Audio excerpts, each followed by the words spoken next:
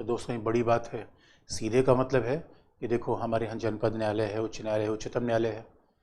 सामान्यतः उच्चतम न्यायालय में जाने का मतलब है सीधा एम्स में चले जाना।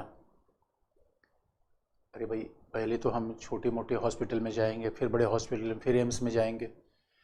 मतलब ये समझ लो आप, सीधे अनुच्छेद 32 के प्रयोग करने का मतलब है कि सीधे विश्वविद्यालय में पहुंच जाना। जबकि नॉर्मल रूल क्या है, पहले हम 10th पास करते हैं, 12th पास करते हैं, तभी यूनिवर्सिटी में पहुंचते हैं। इसलिए फंडामेंटल राइट बड़ा महत्वपूर्ण है, क्योंकि हर व्यक्ति को हर मामले में सीधे उच्चतम न्यायालय पहुंचने का अधिकार नहीं है। पहले आप जनपद न्यायालय जा सकते हैं, और यहाँ तो सीधा अनुच्छेद 32 कह रहा है कि भैया सीधे जस्टिस चंद्रचूड़ के पास आप जाइए। यानी आपके फंडामेंटल राइट का उल्लंघन हुआ तो सीधे आप चले आइए नई दिल्ली में, इसलिए फंडामेंटल है। और आपको ये भी याद दिला दें दोस्तों, भाग 3 के मूल अधिकारों की बड़ी विशेषता है। इसका मतलब है अब संपत्ति के लिए हम अनुच्छेद 32 का प्रयोग नहीं कर सकते। संपत्ति के लिए अब हम उच्चतम न्यायालय नहीं जा सकते, और संपत्ति के अधिकार को अब तो संसद ही बदल देगी। अब संविधान संशोधन की आवश्यकता नहीं, क्योंकि भाग 3 में नहीं है। और इतनी बात नहीं दोस्तों, जब आप फंडामेंटल राइट पढ़ते हो तो अनुच्छेद 12 के बाद 13 भी आता है। उस 13 में एक खास आर्टिकल है जिसका बड़ा महत्व है, क्लॉज 2 ऑफ आर्टिकल 13। तो दोस्तों क्लॉज 2 ऑफ आर्टिकल 13 का महत्व देखो, हर आर्टिकल महत्वपूर्ण नहीं होता दोस्तों। यानी कोई आर्टिकल इसलिए महत्वपूर्ण है कि वो आर्टिकल है, कोई आर्टिकल इसलिए महत्वपूर्ण है क्योंकि उसमें कोई महत्वपूर्ण प्रावधान है। दोस्तों केवल आर्टिकल पढ़ना ठीक वैसा है जैसे हम पूरे शरीर को जानना चाहते हैं, कंकाल को देखें, और कंकाल को देखकर शरीर को थोड़ी समझेंगे। हम तो पहले देखेंगे कि हाड़ मांस, अरे पहले आत्मा, लीवर, ये सब शरीर को चलाते हैं कि कंकाल चला देगा। इसीलिए संविधान निर्माताओं ने हमारे पास दोस्तों कई बार हम इस बात को भूल जाते हैं, संविधान निर्माताओं ने हमें एक बड़ा जबरदस्त बुलेट प्रूफ दे रखा है। यानी आप याद रखो, ये खास बात है फंडामेंटल राइट की कि संविधान निर्माताओं ने हमें एक ऐसा बुलेट प्रूफ दे रखा है जिसके आगे राज्य की शक्ति भी बेकार हो जाती है। इसलिए दोस्तों फंडामेंटल राइट का मतलब है जहाँ व्यक्ति पहले आएगा, राज्य बाद में आएगा। और राज्य मैंने पहले आपको बता रखा है, जब राज्य की बात आप करते हो इसका मतलब डीएम, पीएम और सीएम। अब कमाल की बात है कि डीएम, पीएम, सीएम बड़े हैं, ये हमारे यहाँ व्यक्ति बड़ा है। तो दोस्तों कई बार हमें यकीन नहीं आता, लेकिन हकीकत की बात है, व्यक्ति ही बड़ा है। यानी हमारे अधिकार का उल्लंघन न डीएम कर सकता है, न सीएम कर सकता है, न पीएम कर सकता है। खास बात है। इसीलिए दोस्तों जब हम कहते हैं कि व्यक्ति सीधे उच्चतम न्यायालय जा सकता है, तो आप कहोगे सर वो बुलेट प्रूफ है कहाँ, कि जो संविधान निर्माता हर व्यक्ति को देख रहे थे। और ये खास बात है, केवल मूल अधिकार के लिए, केवल भाग 3 के लिए ऐसा संरक्षण प्राप्त है, बाकी और किसी के लिए नहीं। वो दिया गया अनुच्छेद 13(2) में। इस अनुच्छेद का बड़ा महत्व है क्योंकि बार बार ये विवाद में आया। तो अनुच्छेद 13(2) में ये लिखा गया है कि कोई विधि जो मूल अधिकार के विरुद्ध है, जो भाग 3 के मूल अधिकार के विरुद्ध है या उसका उल्लंघन करती है, मूल अधिकार के विरुद्ध है या उसका उल्लंघन करती है, उसे असंवैधानिक घोषित कर दिया जाएगा। उसे असंवैधानिक घोषित किया जाएगा। ये बड़ी इंटरेस्टिंग बात है। कोई भी विधि जो भाग 3 के मूल अधिकारों के खिलाफ आ रही है उसको रद्द कर दिया जाएगा, असंवैधानिक घोषित कर दिया जाएगा। ये क्लॉज 2 ऑफ आर्टिकल 13 है। इसलिए दोस्तों हमारे संविधान के 22 भाग हैं, ऐसा बुलेट प्रूफ किसी भाग को नहीं है। इसका मतलब मूल अधिकारों का बड़ा महत्व है, क्योंकि दोस्तों भारतीय संविधान निर्माता आम जनता की इच्छा को प्रकट कर रहे थे। आम जनता ही जब संविधान लिख रही थी अपने निर्वाचित लोगों के द्वारा, तो इसका मतलब निर्वाचित का मतलब है सीधे जनता के द्वारा निर्वाचित नहीं थे, फिर भी विधायकों के द्वारा निर्वाचित थे, फिर भी दोस्तों आम जनता के नाम पे काम कर रहे थे। तो उन्होंने कहा भैया जब आम जनता का संविधान है तो आम जनता को इतना संरक्षण तो दिया जाए। यानी आप याद रखो दोस्तों, हमारे पास एक ऐसा बुलेट प्रूफ है जिससे कोई टकरा नहीं सकता, और जैसे टकराएगा इसलिए अनुच्छेद 13 क्लॉज 2 कह रहा है कोई विधि जो भाग 3 के मूल अधिकार के खिलाफ है उसे असंवैधानिक घोषित कर दे कौन? सीधे उच्चतम न्यायालय। इसलिए कोई फंडामेंटल कहलाता है, इसलिए वो फंडामेंटल है दोस्तों। क्योंकि फंडामेंटल क्यों है? क्योंकि उसके आसपास एक बुलेट प्रूफ है। बाकी के पास अगर कोई, अब इसका मतलब है अगर कोई प्रावधान अब संपत्ति का अधिकार भाग 3 में नहीं रहा, तो अब संपत्ति के अधिकार के से बुलेट प्रूफ भी छिन गया, 32 भी खत्म हो गया। यही फर्क है। अगर कोई भी मूल अधिकार अगर हम भाग 3 से हट जाएगा तो ये सारी सुविधाएं उसके लिए हट जाएंगी। इसलिए अब फिर आपके पास क्या बचा? तो आप कहोगे सर ये बताओ फिर अनुच्छेद 301 में। अब अनुच्छेद 301 में दोस्तों रहना किसी, मतलब मूल अधिकार को अनुच्छेद 301 में रखना, मतलब ये समझो किसी को एसपी से दरोगा बना देना, उसका डिमोशन कर दिया हमने। किसी को पुलिस कप्तान से दरोगा बना दो, कांस्टेबल बना दो, ऐसा हमने संपत्ति के अधिकार के साथ कर दिया। अब पीएम से कह दो विधायक बन जाए तो यार उसकी बेइज्जती ही तो है। लेकिन उसके बावजूद जब अनुच्छेद 300 में रखा गया तो अब ये क्या है? इसलिए आज की डेट में दोस्तों संपत्ति का अधिकार, अभी संपत्ति का अधिकार संविधान में तो है, अब अनुच्छेद 300A में है। तो आप कहोगे सर ये बताओ संवैधानिक अधिकार कहा जाए इसे वैधानिक कहा जाए? दोस्तों हकीकत की बात यह है कि हमारे यहाँ संपत्ति का जो अधिकार है उसके साथ लिखा है तो संविधान में, लेकिन अनुच्छेद 301 में लिखा क्या गया है? थोड़ा शब्द आप देखिए तो लिखा गया है किसी व्यक्ति को विधि द्वारा स्थापित प्रक्रिया के अनुसार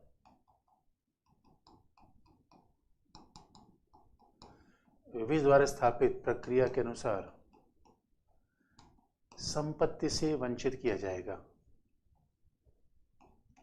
यानी संपत्ति छीनी जाएगी, संपत्ति से वंचित किया जाएगा, यानी संपत्ति ले ली जाएगी, संपत्ति छीन ली जाएगी।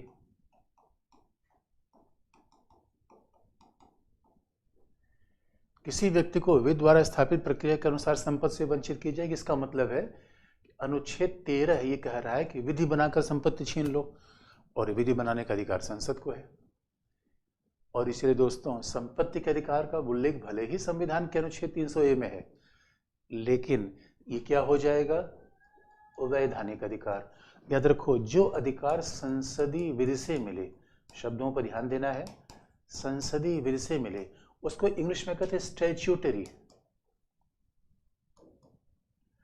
स्टैट्यूटरी का हिंदी है संविधिक। दोस्तों यहाँ पे ध्यान में शब्दों को ध्यान रखने की आवश्यकता है। संविधिक, संवैधानिक नहीं। जो अधिकार संसदीय विधि से मिले उसे कहते हैं संविधिक, स्टैट्यूटरी। वो अधिकार संवैधानिक नहीं है।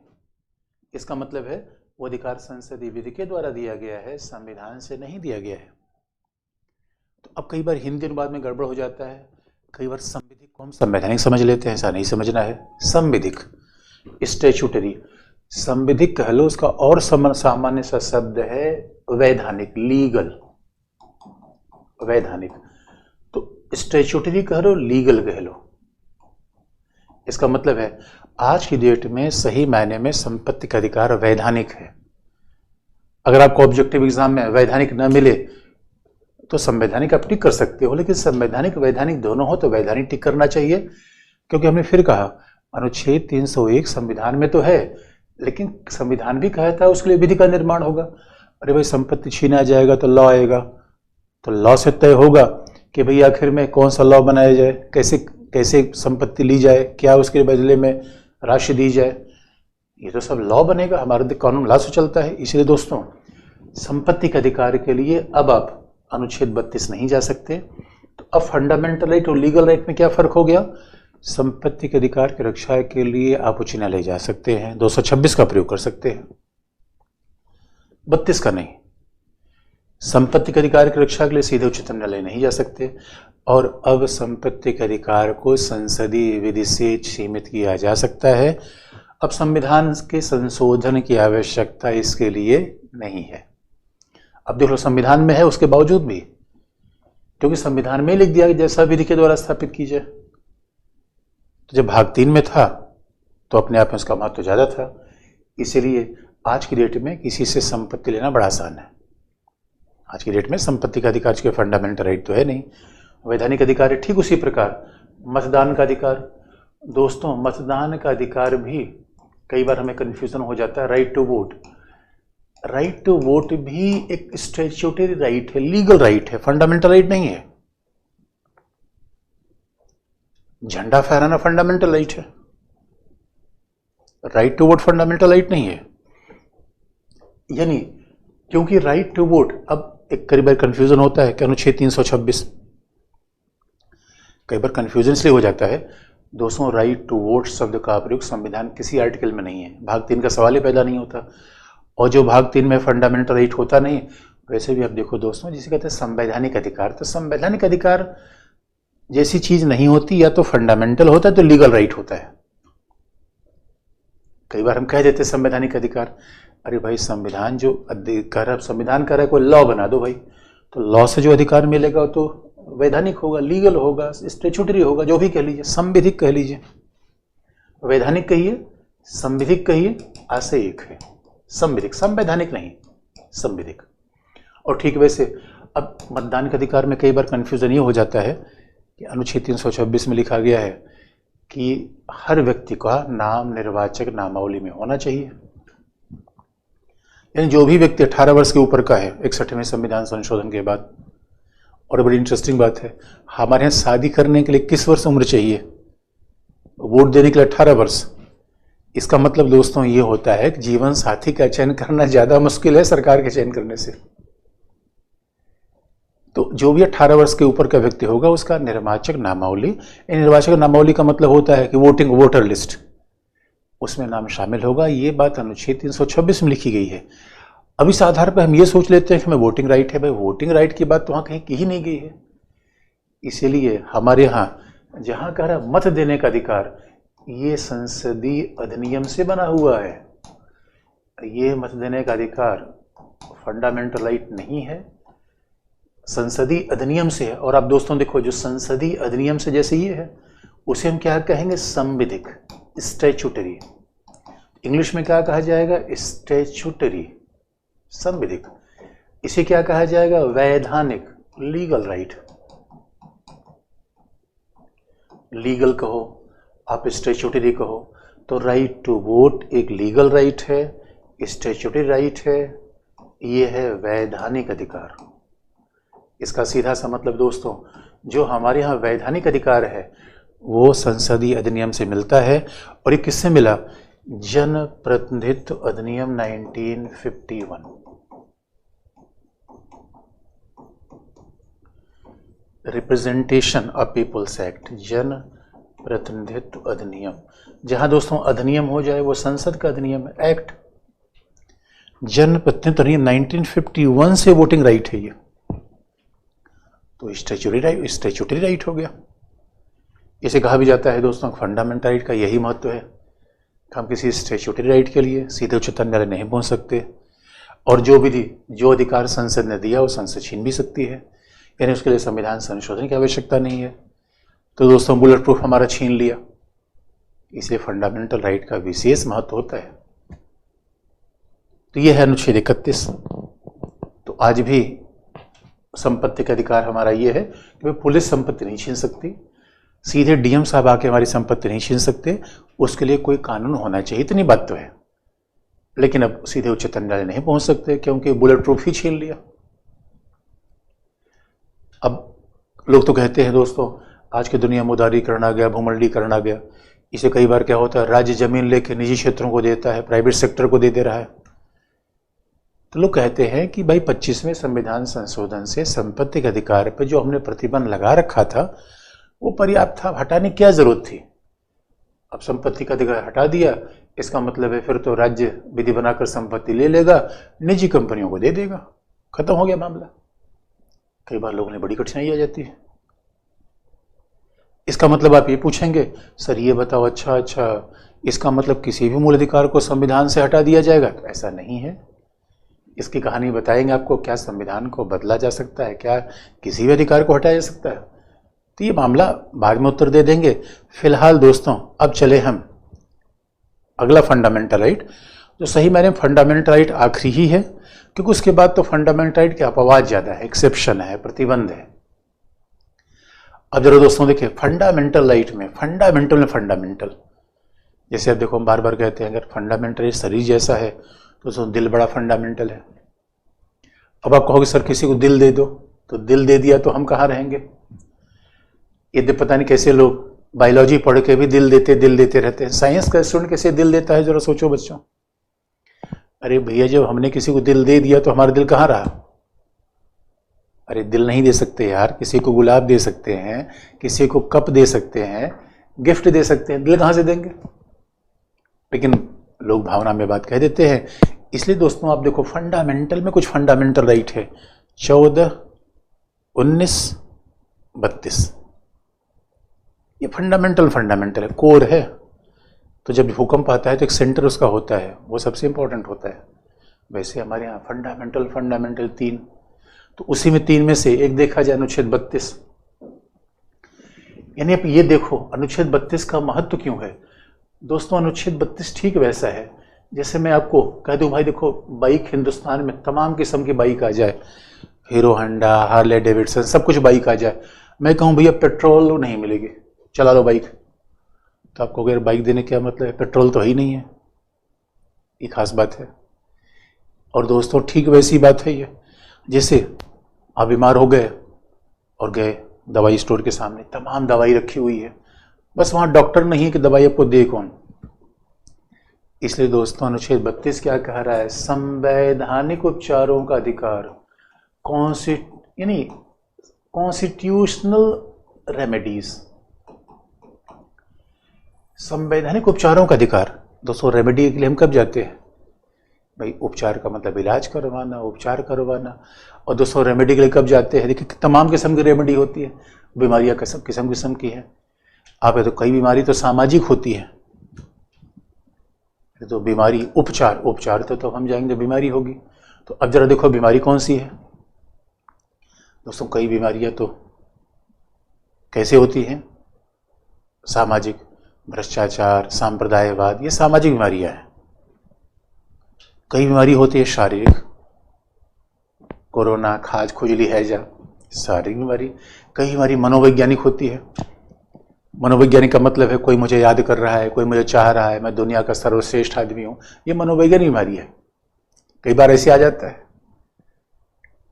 वैसे एक बीमारी है संवैधानिक।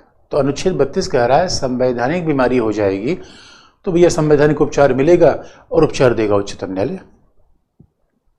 अब सवाल है उपचार देगा उच्चतम न्यायालय, तो उपचार कैसे मिलेगा? तो उसके लिए थोड़ा भाई एनासिन है, बिकोसूल है, कोई ना कोई भाई उपचार जाओगे डॉक्टर के पास दवाई देगा। अब लेकिन डॉक्टर दवाई कैसे देगा दोस्तों? डॉक्टर खड़ूस एक अच्छा है, जरा देखें और क्या क्या दवाई है, बिकोसूल है कि एनासिन है कि निमोस्लाइड है, जरा देख तो लें क्या क्या दवाई हमें मिल सकती है। तो अगर किसी की, इसलिए दोस्तों याद रखो अनुच्छेद 32 फंडामेंटल राइट है, इसका मतलब है इसको संसद हटा नहीं सकती, इसका मतलब है इसे बुलेट प्रूफ प्राप्त है। अनुच्छेद 32 फंडामेंटल राइट है, इतना ही नहीं, इसका मतलब आप जानते हो फंडामेंटल राइट को आप संविधान से बिना संशोधन के हटा नहीं सकते, संसदीय विधि से आप हटा नहीं सकते। संसदीय विधि कोई बनेगी ये खत्म हो जाएगी, अनुच्छेद 32 के खिलाफ नहीं बन सकती, इसलिए फंडामेंटल है। लेकिन इसकी दूसरी भूमिका है। अनुच्छेद 32 का इतना महत्व क्यों है? पहला, अनुच्छेद 32 स्वयं में मूल अधिकार है। एक तो बाकी, लेकिन बाकी इसका महत्व क्यों है? अन्य मूल अधिकारों को क्रियान्वित करने का माध्यम है।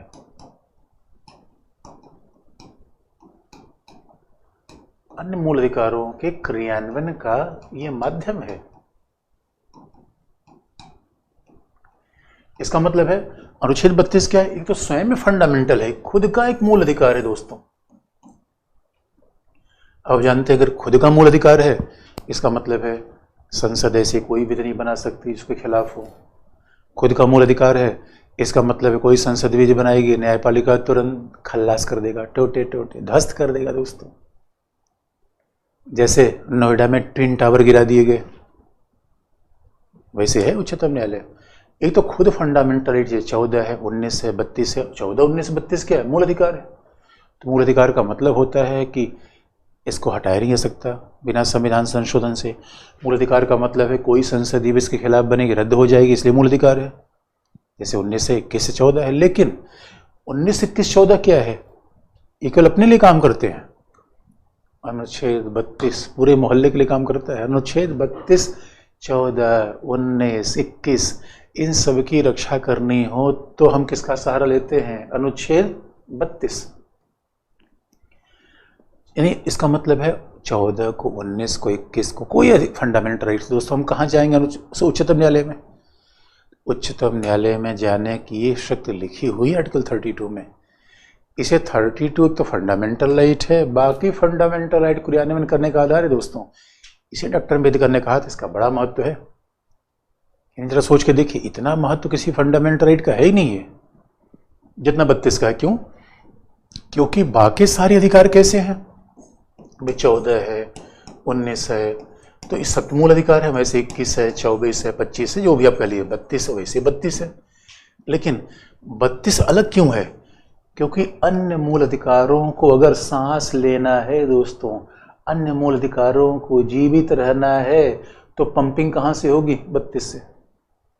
क्योंकि सभी मूल अधिकारों की रक्षा के लिए हमें उच्चतम न्यायालय जाना पड़ेगा। सभी मूल अधिकारों की रक्षा के लिए उच्चतम न्यायालय जाना पड़ेगा, और उच्चतम न्यायालय केवल 32 में ही जाया जा सकता है। ये डॉक्टर अम्बेडकर ने इसलिए कहा था, इस संविधान की हृदय और आत्मा है। शब्द का हृदय है दोस्तों, आत्मा। हमारे शरीर में दिल से बड़ा कोई चीज है नहीं। आत्मा मतलब शरीर का, ठीक है, मतलब इसेंस है दोस्तों। मतलब इससे आप अगर निकाल देंगे तो फिर उस भाई आपसे कोई कहे दिल ही दे दो, तो बाकी उसके बाद क्या बचा शरीर में? तो हड्डी लेकर हम क्या करेंगे? इसे हाथ पैर दोस्तों इधर उधर होता है, शरीर चल जाता है, दिल ही कोई निकाल ले तो कैसे मामला चलेगा? संविधान के हृदय और आत्मा है दोस्तों, इसीलिए इसका बड़ा महत्व है। लेकिन अब देखें कि ठीक है, अगर ये हृदय आत्मा हो गई तो सवाल है कि आखिर में इसकी रक्षा होगी कैसे? अब हम इसकी रक्षा कैसे करेंगे? तो अब अनुच्छेद 32 में जाएंगे, दवाई कौन से मिलेगी? उपचार हमें, बीमारी क्या है, दवाई क्या है? तो बीमारी क्या है? कोई हमारा अनुच्छेद 21 जीवन का अधिकार छीन ले, बीमारी क्या है? आजादी छीन ले, अरे यही तो संवैधानिक बीमारी है। तो कोई अनुच्छेद 14, 21 कोई छीन ले, बीमारी हो गई। और उपचार के लिए हम जाएंगे उच्चतम न्यायालय, और अब देखें उच्चतम न्यायालय क्या उपचार देगा। तो उच्चतम न्यायालय जो उपचार देगा, जरा देख लें कौन कौन से उपचार हैं उच्चतम न्यायालय के पास।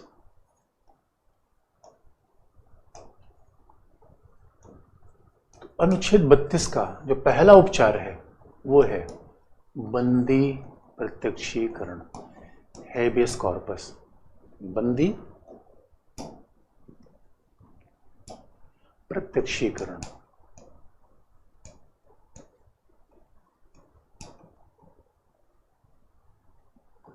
Habeas corpus.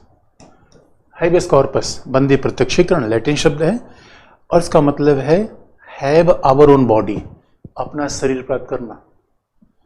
तो बंदी प्रत्यक्षीकरण का सीधा मतलब है हैव आवर ओन बॉडी, अपना शरीर प्राप्त करना। इसका मतलब दोस्तों, अब एक अजीब सी बात है, हमारा शरीर हमारे पास नहीं तो किसके पास है? अपना शरीर प्राप्त करना अजीब सी बात है। यानी आपसे पूछे जाए अपने से मुलाकात करते हो, आप कहोगे यार क्या बात कर रहे हो, अपने से मुलाकात? अपना शरीर प्राप्त करना, अरे अपना शरीर भी कोई ले सकता है क्या? हाँ, कई बार ऐसा हो जाता है। क्योंकि दोस्तों याद रखो, हमारे यहाँ सरकार कई बार क्या करती है, क्योंकि लोक व्यवस्था बनाए रखने का दायित्व तो पुलिस को दिया गया है। अब लोक व्यवस्था बनाए रखने का दायित्व तो पुलिस को है, और पुलिस किसी को पकड़ती है इस आधार पे कि अगला आदमी ने कानून का उल्लंघन किया। लेकिन आप याद रखो, जब पुलिस किसी को पकड़ती है तो फिर कानून की विशेषज्ञ तो पुलिस नहीं है। अब पुलिस कहेगी हाँ इसने कानून का उल्लंघन किया, तो पुलिस उस व्यक्ति को ले जाके मजिस्ट्रेट के पास रखेगी कि मजिस्ट्रेट साहब देखो कानून का उल्लंघन किया कि नहीं है। इसलिए दोस्तों, जब किसी को पुलिस पकड़ती है तो स्वाभाविक रूप में उसको 24 घंटे के भीतर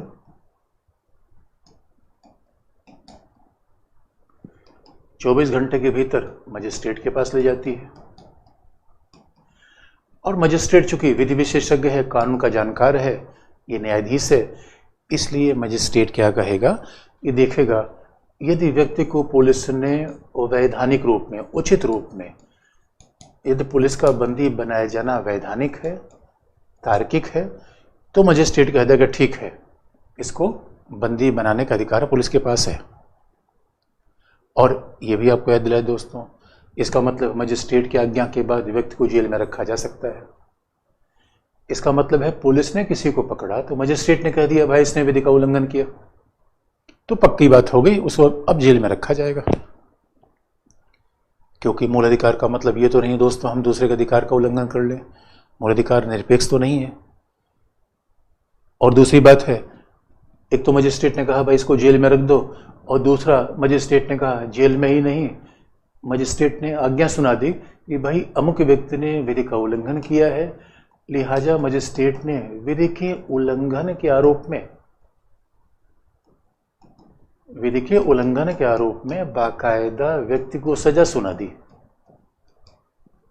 और जब सजा सुना दी इसका मतलब व्यक्ति जेल में रहेगा। यानी जेल में रहने वाले पहले वो लोग हैं जिनके खिलाफ ट्रायल चल रहा है। भाई ट्रायल का मतलब है कि पुलिस ने पकड़ा, पुलिस ने चार्जशीट फाइल की, एफआईआर फाइल की, और मजिस्ट्रेट ने कहा हाँ भाई पहली नज़र में मामला ठीक दिख रहा है। अब पहली नज़र मामला ठीक दिख रहा है तो अब ऐसा नहीं कि रिजल्ट अभी मजिस्ट्रेट ने ये नहीं कहा कि उसने अपराध किया है, पहली नज़र मामला ठीक दिख रहा है, पहली नज़र में ठीक दिख रहा है तो अब ट्रायल होना चाहिए।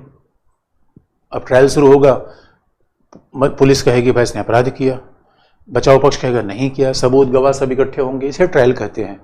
यानी जब तक व्यक्ति को न्यायाधीश दंडित न कर दे उस प्रक्रिया के बीच वाले पार्ट को ट्रायल कहते हैं। ट्रायल का मतलब है गवाही सबूत सब होता रहेगा, जैसे कभी अब देखो जॉली एलएलबी में। लेकिन अब सवाल दूसरा है, यानी इन मामलों में बात ध्यान में रखने की है कि इन मामलों में बंदी प्रत्यक्षीकरण की याचिका नहीं दी जा सकती। जब कहते हैं बंदी प्रत्यक्षीकरण आप शरीर प्राप्त करना, अपना शरीर प्राप्त करना कैसे? क्या जैसे मजिस्ट्रेट के परमिशन से जेल में बंदी बनाया गया उससे अपना शरीर प्राप्त करना? नहीं। जैसे मजिस्ट्रेट ने दंड दे दिया है दोस्तों, अगर ऐसा होता फिर तो पूरा तिहाड़ जेल खाली हो जाती। हर जनपद में जेल होती नहीं, क्योंकि हमें पता है भाई हमें कोई बंदी नहीं बना सकता, तो इसलिए इन मामलों में बंदी प्रत्यक्षीकरण नहीं दिया जाएगा। बंदी प्रत्यक्षीकरण तभी दिया जाएगा जब पुलिस ने किसी व्यक्ति को अवैधानिक रूप में हिरासत में लिया हो। पुलिस ने किसी व्यक्ति को अवैधानिक रूप में पकड़ लिया हो, मनमानी रूप में पकड़ लिया हो, पुलिस ने किसी व्यक्ति को अवैधानिक रूप में हिरासत में रख लिया हो, तो न्यायाधीश आज्ञा देगा 24 घंटे के भीतर उसे प्रस्तुत किया जाए। 24 घंटे के भीतर उसे हमारे सामने लाया जाए, ससरी लाया जाए, प्रस्तुत किया जाए। ये है बंदी प्रत्यक्षीकरण। इसका मतलब है हर उस बंद व्यक्ति को बंदी प्रत्यक्षीकरण की याचिका का फायदा नहीं मिलेगा। अरे दोस्तों, दवाई उसी को मिलेगी जिसको स्वाभाविक रूप में जबरदस्ती पुलिस ने बिना किसी विधि के उल्लंघन के, बिना किसी मजिस्ट्रेट के, कई बार आप देखते हैं व्यक्ति गुम हो गया। अब व्यक्ति गुम हो गया, तुरंत उच्चतम न्यायालय कहेगा भाई ढूंढ के लाओ इसको, पकड़ो इसको, कहाँ गया ये। इसीलिए हम 24 घंटे के भीतर आदेश देता है न्यायालय, उसे हमारे सामने प्रस्तुत करिए। लेकिन इन मामलों में आप कहोगे बंदी प्रत्यक्षीकरण मिलेगी, नहीं मिलेगी, क्योंकि बाकायदा यहाँ अवैधानिक रूप में कोई बंदी नहीं है। यहाँ तो सजा मिल चुकी है और यहाँ मजिस्ट्रेट ने कह दिया भाई पहली नज़र में, प्रथम दृष्टया ऐसा लगता है कि अपराध इसने किया है, लेकिन ठीक है इसको बचाव का मौका दिया जाए। तो जब तक ये प्रमाणित नहीं होगा, जब तक न्यायाधीश ने सजा नहीं दी है, तब तक मामला ट्रायल का चलता रहेगा, तारीख पे तारीख चलती रहेगी। इसलिए दोस्तों बंदी प्रत्यक्षीकरण, लेकिन आप कहोगे सर ये बताओ पुलिस ही हिरासत मिले तभी बंदी प्रत्यक्षीकरण होगा? नहीं, बंदी प्रत्यक्षीकरण उसके भी खिलाफ जारी हो सकता है। यानी बंदी प्रत्यक्षीकरण की याचिका राज्य की पुलिस के भी खिलाफ हो सकती है। यानी हमें पकड़ पुलिस है, राज्य है, और बंदी प्रत्यक्षीकरण की याचिका व्यक्ति के भी खिलाफ आ सकती है जो सरकार से कोई मतलब नहीं, मकान मालिक। अब मकान मालिक ने हमें किराया नहीं दिया, बंद कर लिया घर में, जाने नहीं दिया, तो भी हम हैबियस कॉर्पस लेके जा सकते हैं उच्चतम न्यायालय में। इसका मतलब हम जाएंगे, इसका मतलब हमारा वकील जाएगा। तो जा सकता है कि भैया देखो ये बंदी बना लिया है। इसे दोस्तों कई बार आप देखोगे, दो युवक शादी करना चाहते हैं और दो युवक में किसी के माता पिता ने किसी को बंद बना लिया, नहीं तुम नहीं जा सकते, तो भी कोई व्यक्ति हैबियस कॉर्पस लेकर उच्चतम न्यायालय में जा सकता है कि भैया देखो हमारे किसी होने वाली पत्नी को अवैधानिक रूप में बंदी बनाया गया है। यहाँ भी हम बंदी प्रत्यक्षीकरण की याचिका ला सकते हैं। कोई आपके परिवार में खो जाए और पुलिस में जाओ कि भाई मुझको ढूंढो कहाँ गया, पुलिस करे हमें पता नहीं, तो सीधे उच्चतम न्यायालय जाओ और जस्टिस चंद्रचूड़ महोदय हैं जो आपको याचिका देंगे। लेकिन दोस्तों एक जगह बंदी प्रत्यक्षीकरण की याचिका और नहीं मिलेगी, और वो है, क्योंकि आप याद रखो हमारे यहाँ अनुच्छेद 22 में आप जानते हो हमारे यहाँ कैसा प्रावधान है, एक ऐसा कठोर प्रावधान है जहाँ व्यक्ति को बिना अपराध के भी बंदी बनाया जा सकता है। तो सामान्य परिस्थितियों में तो कोई अपराध करेगा तब बंदी बनाया जाएगा, लेकिन हमारे यहाँ कई ऐसे लोग हैं, मान लो कि कोई, क्योंकि हमारे यहाँ कानून तो बड़ा सख्त है, अब हर व्यक्ति को प्रमाणित करना कि इसने अपराध किया ही है, सबूत इकट्ठा करना पड़ेगा, गवाह इकट्ठा करना पड़ेगा। इसीलिए हमने ऐसा मामला बना है कि ऐसे लोगों को कैसे दंडित किया जाए। तो आपको पता होगा कि निवारक नज़रबंदी का कानून इसीलिए बनता है।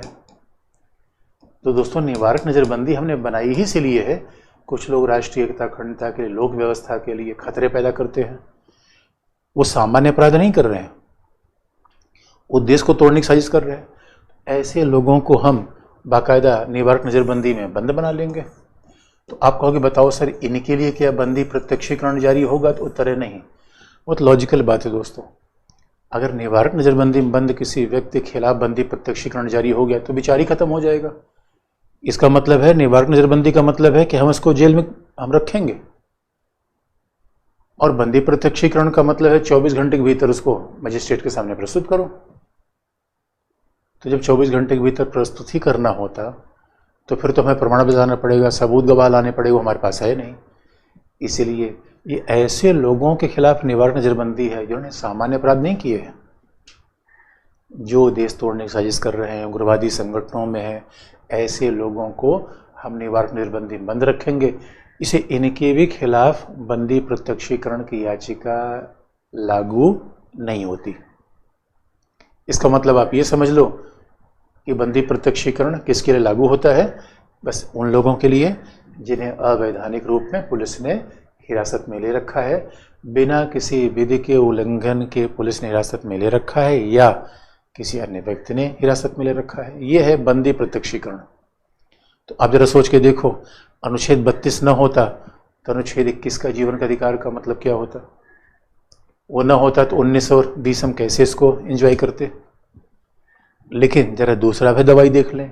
अब मान लो ये एनासिन हो गया, तो दूसरा है परमादेश, मैंडमस।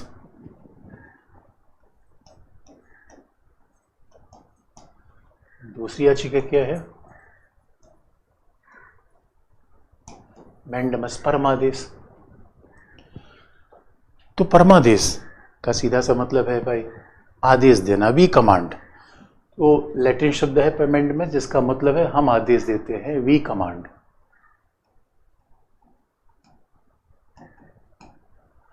हम आदेश दे रहे हैं। अब स्वाभाविक रूप में आदेश दे रहा है उच्चतम न्यायालय। अब उच्चतम न्यायालय आदेश किसको देगा? किसी सार्वजनिक पद पर बैठे व्यक्ति को। सार्वजनिक पद पर बैठे व्यक्ति को, इसका मतलब सरकारी व्यक्ति को। सार्वजनिक पद का मतलब सरकारी व्यक्ति, यानी भाई डीएम सार्वजनिक पद, पुलिस कप्तान सार्वजनिक पद, डीजीपी सार्वजनिक पद। और इसका मतलब है कि आप कहोगे सर ये बताओ सार्वजनिक पद राष्ट्रपति राज्यपाल ये भी तो सार्वजनिक पद है। तो दोस्तों आप याद रखो, राष्ट्रपति राज्यपाल सार्वजनिक पद तो है, एक्सेप्शन है। क्योंकि की बात आपको याद दिला दें, राष्ट्रपति और राज्यपाल का पद, हमारे कहावत इंग्लैंड में चलती थी, king can do no wrong. राजा कभी कोई गलती नहीं करता, राजा काम ही नहीं करता। अरे भाई जो काम करेगा तो गलती करेगा। दोस्तों हम राष्ट्रपति राज्यपाल क्या है, हमारे घर के दद्दू जैसे हैं कि भाई न तो वो पैसा रख रहे हैं न वो लठ चला रहे हैं, सांकेतिक प्रधान है हमारे परिवार के। इसे राष्ट्रपति राज्यपाल सार्वजनिक पद है, लेकिन राष्ट्रपति राज्यपाल के खिलाफ परमादेश जारी नहीं होगा, ये अपवाद है। अच्छा दोस्तों, उसका और भी कारण है। एक तो ये है कि भाई ये काम तो करते नहीं, क्योंकि ये तो मूलतः मंत्री के कहने पर, प्रधानमंत्री कहने पर काम करते हैं। अब ये तो मूल रूप में सांकेतिक प्रधान है, संवैधानिक प्रधान है। इसलिए अब देखोगे ये राष्ट्रपति राज्यपाल के अपने काम थोड़े हैं, सारे काम तो प्रधानमंत्री करते हैं, नाम होता है राष्ट्रपति, यानी करता है तो नहीं, या नाम मेरा हो रहा है। कई बार दोस्तों जिस बाइक को हम चला रहे होते हैं, पता चला वो बाइक हमारे पिताजी के नाम से खरीदी गई है, तो नाम किसी और का है, काम कोई और कर रहा है। इसे कहते हैं ये क्या है, ये डिज्यूरे हेड है। लैटिन भाषा में एक शब्द का प्रयोग होता है, ये वैधानिक रूप में काम करते हैं, डिफेक्टो नहीं है। ये क्या है, डिज्यूरे है। विधि में, संविधान में देखो तो यही काम करते, लेकिन डिफेक्टो वास्तविक रूप में काम कर रहा है मंत्री। इसे कह दिया गया भाई इनके खिलाफ कोई आदेश उदेश नहीं होगा, पहली बात। और 2 पद के खिलाफ, बात ध्यान रखने की है, 2 पद के खिलाफ, बाकी खिलाफ आप जा सकते हो,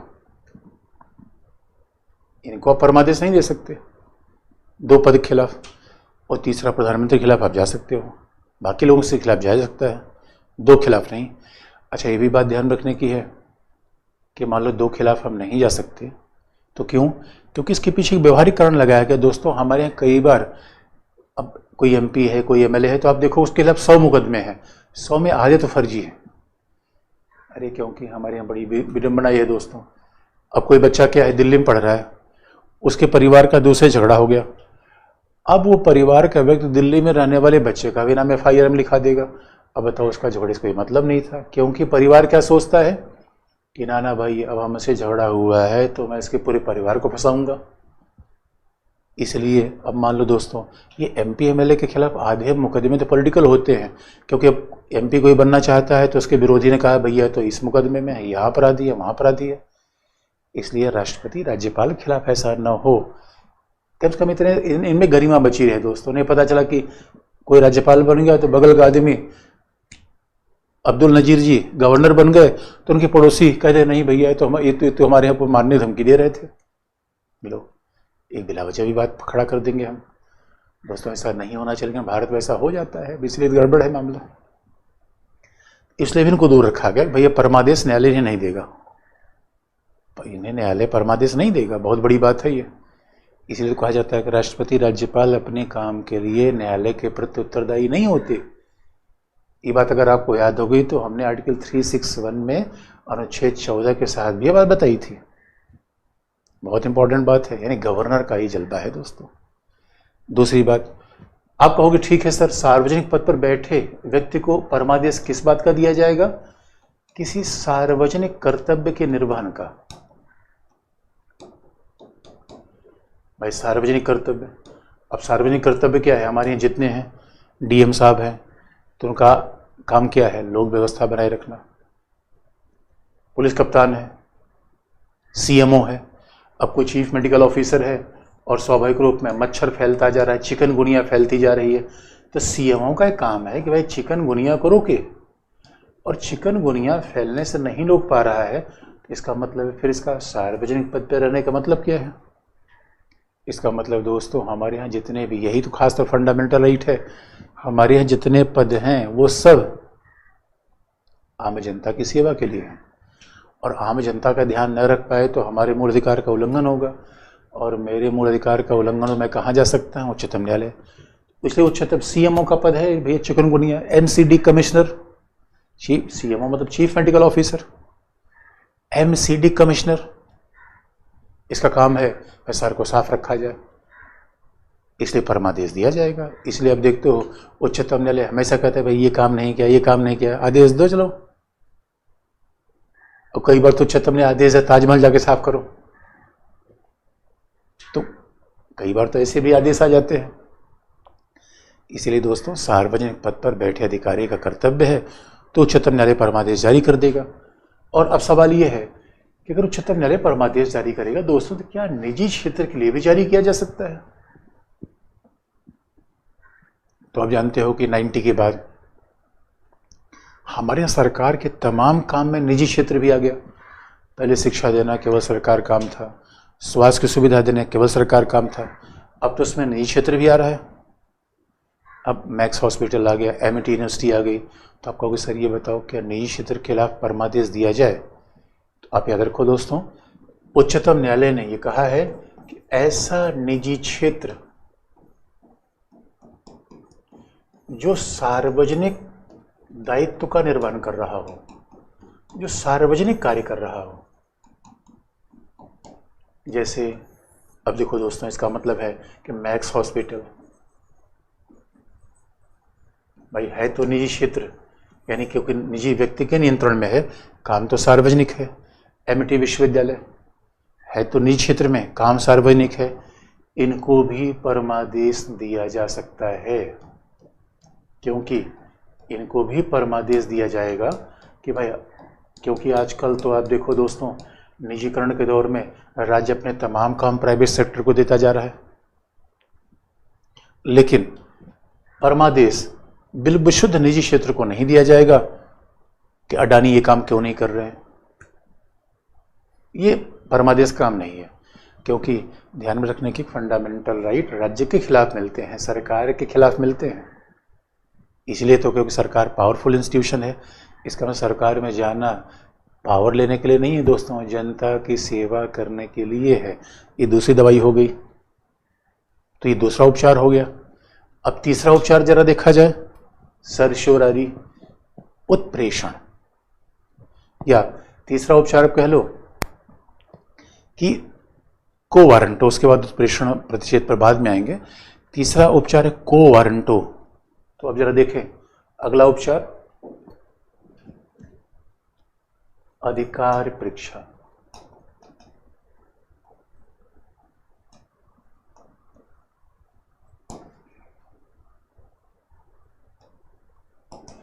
अच्छा, आप पूछोगे दोस्तों कि क्या उच्चतम न्यायालय किसी सरकार को आरक्षण के लिए परमादेश दे सकता है? तो उच्चतम न्यायालय का भैया ये काम हमारा नहीं है, हम आरक्षण जारी करने की थोड़ी परमादेश देंगे। अब आप पूछोगे सर ये बताओ, उच्चतम न्यायालय के स्पीकर को परमादेश दे सकता है? तो हकीकत की बात है, वो है तो सार्वजनिक पद, लेकिन स्पीकर को ही परमादेश नहीं दे सकता। कारण उसका अलग है, क्योंकि हम संसद में आएंगे, स्पीकर का बड़ा महत्व है। अरे भाई, सदन को चलाने का दायित्व स्पीकर का है ना। उच्चतम न्यायालय ये थोड़ी कहेगा अब बजट प्रस्तुत किया जाए, अब बजट प्रस्तुत किया जाए। और एक बड़ा इंटरेस्टिंग पार्ट आया, इसलिए आप याद रखो, कई जगह उच्चतम न्यायालय और भी परमादेश नहीं दे सकता, क्योंकि संविधान के और भी कई प्रावधान हैं जहां हमें ध्यान रखना पड़ेगा। लेकिन अगर हम कहें कि अधिकार परीक्षा, को वारंटो, अच्छा ये भी कई बार विवाद का विषय हो जाता है कि लोग कह रहे भैया क्या उच्चतम न्यायालय को यह आदेश देना चाहिए कि वैक्सीन फ्री में बांट दो। यहां पर विवाद हो जाता है। जब उच्चतम न्यायालय तो आजकल आदेश दे ही रहा है भैया वैक्सीन फ्री में बांटो, कीमत कम कर दो, ऐसे आदेश उच्चतम न्यायालय देता है।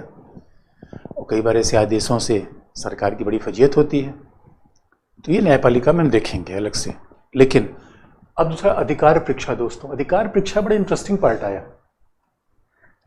अधिकार परीक्षा मतलब बाय व्हाट एन अथॉरिटी, मतलब किस हैसियत से आप पद पर हैं। बाय व्हाट एन, किस हैसियत, मतलब देखो हैसियत का मतलब दोस्तों ये नहीं कि उच्चतम न्यायालय पूछ रहा है पैसा कितना है, पावर कितना है, ये हैसियत का मतलब नहीं है।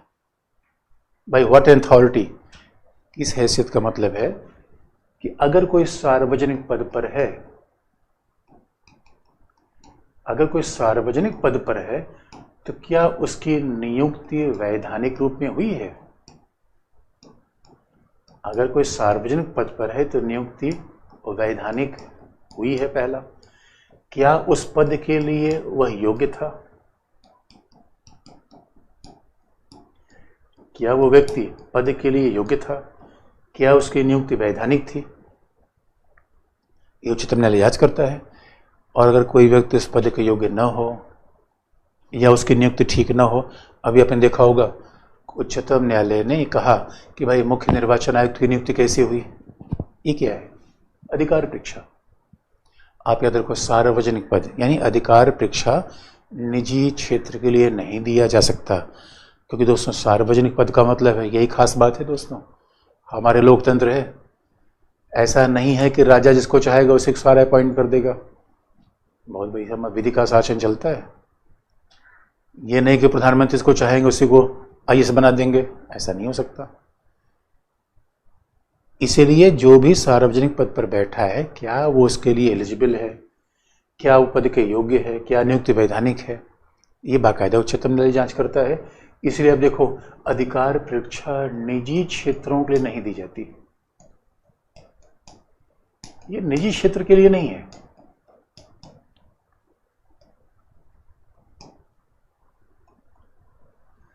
ये निजी क्षेत्र के लिए थोड़े होगा कि अधिकार परीक्षा दिया जाए। लेकिन अभी बड़ा इंटरेस्टिंग मामला आया, तो आपने देखा होगा कि तमिलनाडु में या मद्रास हाई कोर्ट में एक जस्टिस CLB गौरी का अपॉइंटमेंट हुआ। जस्टिस CLB के गौरी के अपॉइंटमेंट को लेकर एक व्यक्ति अधिकार परीक्षा लेकर न्यायालय पहुंच गया। उसने कहा कि जस्टिस गौरी इस पद के लिए एलिजिबल नहीं है। तो सवाल है, क्या अधिकार परीक्षा न्यायाधीशों की नियुक्ति में भी लिया जा सकता है, या न्यायालय केवल कार्यपालिका के विरुद्ध करेगी?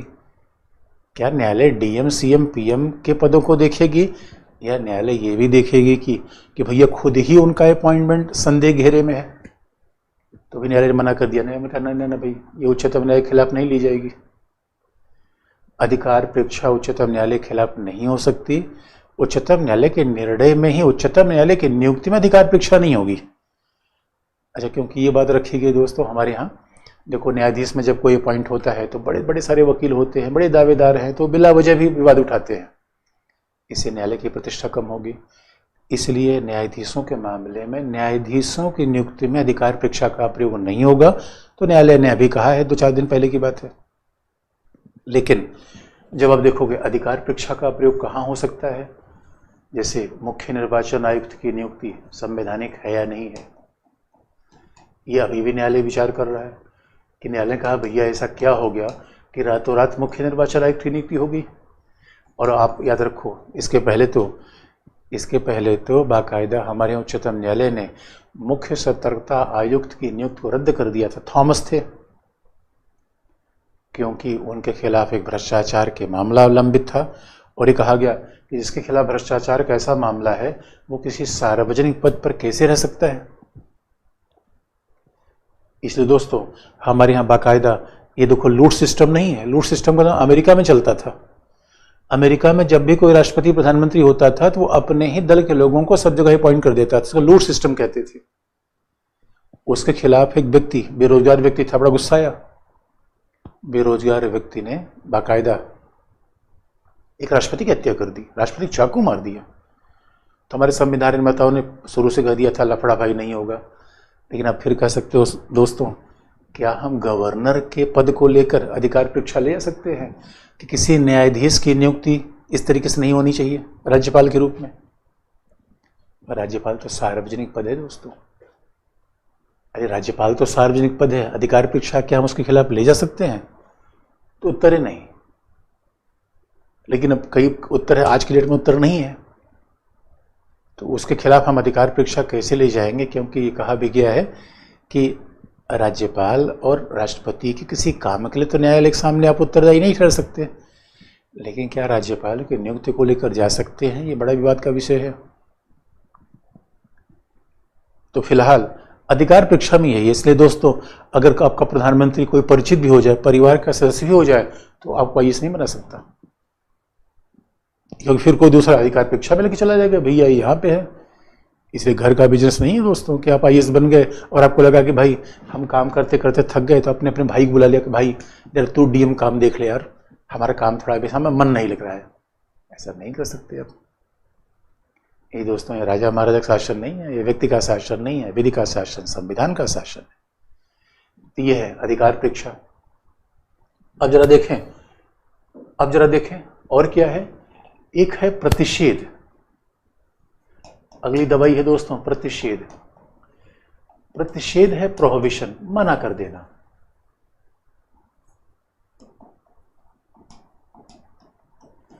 प्रतिषेध कह लो, प्रोहिबिशन कर लो, मना कर देना। अब देखो हमारे यहाँ दोस्तों बात ध्यान में, कौन किसको मना करेगा, तो अब आपको बता दें कि हमारे यहाँ एक है उच्चतम न्यायालय, और दोस्तों आपको याद दिला दें उच्चतम न्यायालय और उच्च न्यायालय ये दोनों एक दूसरे के समानांतर है। बड़ी ध्यान देने की बात है। ये तो शक्तियां थोड़ा सा ऊपर नीचे हैं, वो हम न्यायालय में बता भी देंगे, लेकिन उच्च न्यायालय उच्चतम न्यायालय के अधीन नहीं आता, ये ध्यान रखने की बात है। उच्च न्यायालय उच्चतम न्यायालय के समानांतर शक्ति रखता है। अब इसी वजह से आप कहोगे कि सर ये बताओ उच्च न्यायालय को तो उच्चतम न्यायालय का निर्णय मानना चाहिए। हाँ, निर्णय के मामले में ठीक है कि उच्चतम न्यायालय जो कहेगा उच्च न्यायालय उसका ध्यान रखेगा, लेकिन उच्च न्यायालय उच्चतम न्यायालय का अधीन नहीं है। लेकिन जो जनपद न्यायालय होता है, जनपद न्यायालय स्वाभाविक रूप में अधीन न्यायालय है। तो हमारे तीसरा मुख्य न्यायालय है जनपद न्यायालय। तो जनपद न्यायालय ये माना जाता है कि भाई ये उच्च न्यायालय के अधीन है, तो जनपद न्यायालय को आदेश उच्चतम न्यायालय भी दे सकता है, जनपद न्यायालय को आदेश उच्च न्यायालय भी दे सकता है। तो आपको बात ध्यान में रखने की है कि प्रतिषेध की याचिका उच्चतम न्यायालय उच्च न्यायालय को नहीं देगा, बल्कि उच्चतम न्यायालय किसको देंगे, जनपद न्यायालय को। उच्च न्यायालय किसको देंगे, जनपद न्यायालय को। यानी उच्चतम न्यायालय उच्च न्यायालय को नहीं दे सकता, और उच्च न्यायालय भाई उच्चतम न्यायालय को नहीं देगा, क्योंकि अब ऐसा तो नहीं है कि दो समानांतर ही, दो आईएएस हैं लेकिन थोड़ा सा जूनियर सीनियर हैं, तो है तो बराबरी का दर्जा, फिर भी थोड़ा सीनियरिटी का मामला है। इसलिए प्रतिषेध उच्च न्यायालय या उच्चतम न्यायालय जनपद न्यायालय को देता है, यानी उच्च न्यायालय उच्चतम न्यायालय उच्च न्यायालय को नहीं देगा। अब जनपद न्यायालय को क्यों देगा, क्यों जनपद न्यायालय को ही? तो दोस्तों ये बता दें, हमारे यहाँ न्यायालय के अलावा और भी तमाम न्यायालय आजकल बन चुके हैं। जनपद न्यायालय तो एक न्यायालय है, उसी के साथ साथ पता नहीं कितने अधिकरण ट्रिब्यूनल बन चुके हैं। तो प्रतिषेध न्यायालय के खिलाफ नहीं है, अधिकरण के खिलाफ भी दिया जा सकता है, ट्रिब्यूनल, जो हमें न्यायालय में अलग से देखना भी है। और दोस्तों ये भी आपको याद दिलाते हैं, कल मेरी क्लास नहीं रहेगी। अब एक जगह ही जरूरी काम से मुझे शादी में जाना है, तो कल के बजाय आपकी क्लास परसों से रहेगी, परसों से कंटिन्यू रहेगी, कल केवल नहीं रहेगी। तो ये अधिकरण है, ट्रिब्यूनल है, तो ट्रिब्यूनल को भी, जैसे हमारे यहाँ तमाम ट्रिब्यूनल है, ट्रिब्यूनल को भी बाकायदा प्रोहिबिशन दिया जा सकता है। और आजकल तो ऐसा भी हो रहा है दोस्तों, प्रशासन को भी, यानी सामान्यतः हम ये समझते हैं कि प्रतिषेध का मतलब है जो उच्चतम न्यायालय अपने से नीचे के न्यायालय को दे, और उच्च न्यायालय में अपने नीचे से न्यायालय को दे। जनपद न्यायालय को इसीलिए अधीनस्थ न्यायालय कहा जाता है। तो प्रतिषेध अधीनस्थ न्यायालय के खिलाफ निचला अदालत, इसे अधीनस्थ न्यायालय कह लीजिए, आम भाषा में निचली अदालत कह लीजिए। इसका मतलब है उच्चतम न्यायालय उच्च न्यायालय दोनों अपर जुडिशरी में आते हैं, ये निचली अदालत में नहीं आते, ये हायर जुडिशरी कहलाते हैं। और आपको फिर याद दिला दें, अब अगर अधीनस्थ न्यायालय है तो सामान्यतः तो प्रतिषेध अधीनस्थ न्यायालय के खिलाफ दिया जाता है, अधिकरण के भी खिलाफ दिया जाता है, जिसको मैं आगे न्यायालय में पढ़ना है। अधिकरण का मतलब समझ लो, जिसके कुछ काम न्यायपालिका के हों, कुछ काम प्रशासन के हों। जैसे आप देखोगे रेरा में, यानी जो हमारे यहाँ रियल एस्टेट को रेगुलेट करने के लिए जो बिल आया है रेरा, पर्यावरण के लिए अलग अधिकरण है, प्रशासन के लिए अधिकरण, तो लेबर कोर्ट अलग है, अधिकरण तमाम है।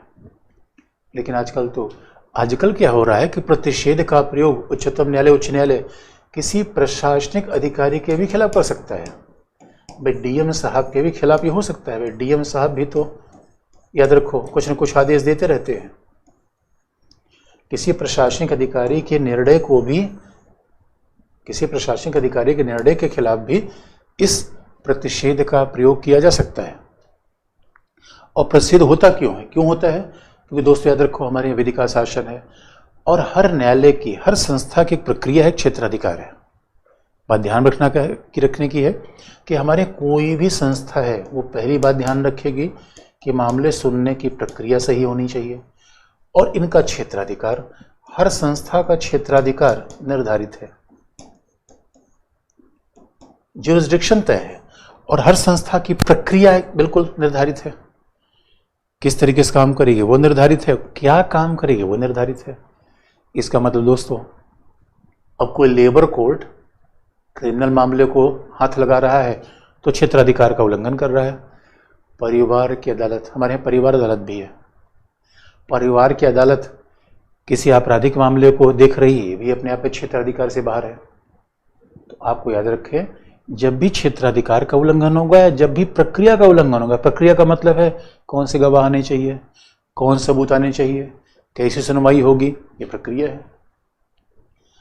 तो जब किसी प्रशासनिक अधिकारी के द्वारा, इसका मतलब है प्रोहिबिशन सामान्यतः तो अधीनस्थ न्यायालयों के लिए होता है, अधिकरणों के लिए होता है जो आधे न्यायालय हैं, लेकिन प्रशासन के लिए भी हो सकता है। इसका मतलब है किसी प्रशासनिक अधिकारी के द्वारा किसी जनपद न्यायालय के सुनवाई की प्रक्रिया और क्षेत्राधिकार को जब रोक दिया जाए, इसे कहते हैं प्रोहिबिशन। जनपद न्यायालयिक कार्यवाही को रोक देना, प्रतिबंधित कर देना, आम भाषा में कहते हैं स्टे कर देना। तो जनपद न्यायालय की सुनवाई को प्रतिबंधित कर देना, रोक देना, स्टे लगा देना, इसे कहते हैं प्रोहिबिशन। और स्टे क्यों लगाया गया? क्योंकि वे अपने क्षेत्राधिकार का उल्लंघन कर रहे हैं और वे अपने प्रक्रिया का उल्लंघन कर रहे हैं। इसे दोस्तों, परिवार में भी हमारा क्षेत्राधिकार होता है, परिवार में भी तो हमारे क्षेत्राधिकार होते हैं कि हम क्षेत्राधिकार का उल्लंघन न करें। भाई सबके काम बटे हुए हैं कि पता चला कि हमने, और जनपद न्यायाधीश के भी तो काम बटे हुए हैं, तो जनपद न्यायाधीश ये सोचेगा कि हम उच्च न्यायालय काम कर लें, नहीं कर पाएगा।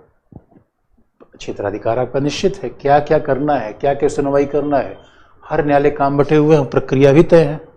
ऐसा थोड़ी कि अपने मनमानी लोगों को गवाही के बुला के मामला निपटा देंगे। और अगर कभी ऐसा हुआ तो ये व्यक्ति के फंडामेंटल राइट का उल्लंघन होगा, तो व्यक्ति सीधा उच्चतम न्यायालय में जाएगा या उच्च न्यायालय में अनुच्छेद 226 में जाएगा। ये बात ध्यान रखने की है कि कोई भी याचिका आप उच्चतम न्यायालय भी ले जा सकते हैं, उच्च न्यायालय भी ले जा सकते हैं, बशर्ते अंतर होगा आर्टिकल का।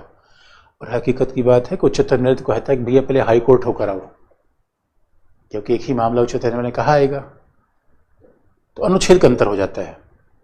और थोड़े से अंतर और हैं जो आगे आपको बता देंगे हम, लेकिन प्रतिषेध का सीधा मतलब है कि उच्चतम न्यायालय अधीनस्थ न्यायालय काम को रोक रहा है, स्टे कर रहा है, क्योंकि उसने प्रक्रिया क्षेत्राधिकार का उल्लंघन किया। बाकी दोस्तों एक दवाई बच गई है, कल आपको बता देंगे, उत्प्रेषण। आज के लिए इतना ही, और कल दोस्तों क्लास नहीं होगी, परसों क्लास होगी। धन्यवाद।